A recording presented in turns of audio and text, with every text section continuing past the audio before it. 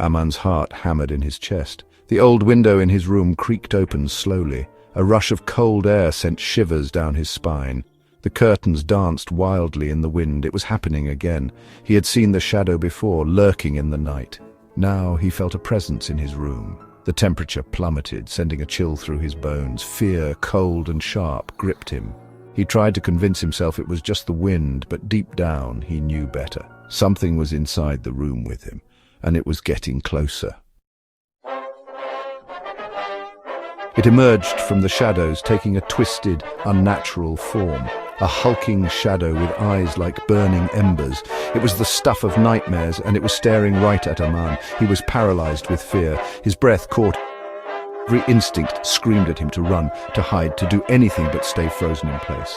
Aman fumbled for his phone, his fingers trembling uncontrollably. He had to call for help, to tell someone what was happening.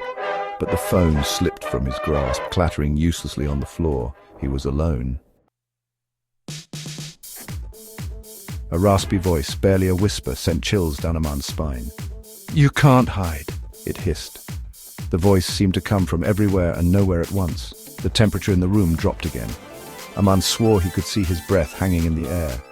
The shadow moved closer, its form shifting and swirling like smoke.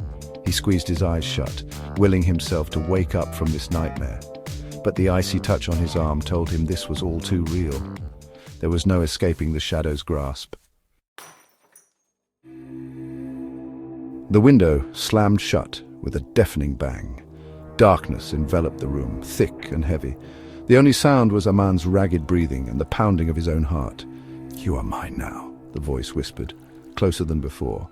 Aman felt a cold dread grip his heart. He had nowhere to run, nowhere to hide. The shadow had him. What would it do to him? To be continued.